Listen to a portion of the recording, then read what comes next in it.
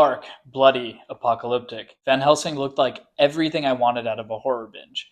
But after a few seasons, it really just wasn't. By the end of season 3, I was wondering to myself, I don't know if I'm going to end up watching season 4. And when I found out it went all the way to season 5, I was pretty shocked. I'm Sage Patel, and I love all things science fiction and fantasy. I'm also author of a series called Tarak that combines a bit of both, and you should check it out below. Today on Sage and Sorcery, we're discussing Van Helsing. It's a show that hooked me early on with its gritty, post-apocalyptic horror, but lost me before I could reach to the finish line. When Van Helsing started, I was genuinely intrigued.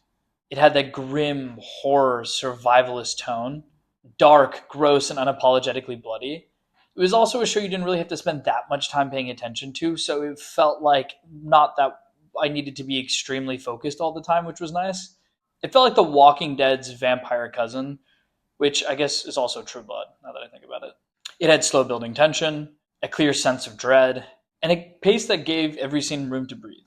It wasn't reinventing the genre by any stretch, but it carried itself with enough grit and style to make it enjoyable. It was still also independent from other apocalyptic shows when, it's vampire related as opposed to zombie related, which I think is in and of itself a little bit more new. Also, as a big fan of the 2004 Jack Human-led Van Helsing, I was very excited to see any kind of new rendition for it. And this one seemed, again, pretty promising and not over the top by any stretch. Like The Walking Dead, this Van Helsing builds very slowly. Characters are stuck together more out of necessity than out of love or really anything else. There's danger lurking around every corner. And there's enough character drama to kind of feel intense most of the time. And like The Walking Dead, I eventually drifted away from it. Not because it got terrible, I just wasn't invested in the long haul of the show. Things kept getting changed in really weird ways, in my opinion, and taking kind of dramatic turns towards the end of the third season especially.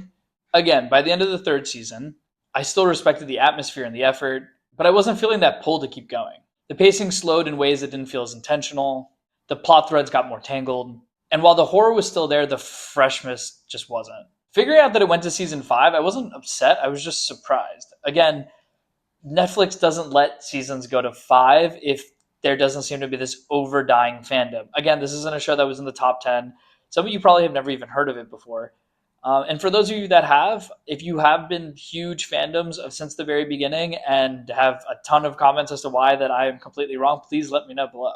Again, I don't think I'll return to it on my own, but if one of you can convince me in the comments that the last 2 seasons are worth it, then maybe I'll give it a shot. For now, Van Helsing will stay in my mental folders of shows that I enjoyed but didn't feel the need to carry on to finish. This is Sage and Sorcery, and Van Helsing has proved that even a solid, intriguing start doesn't always mean you'll want to stick to the very end of it, and that's okay.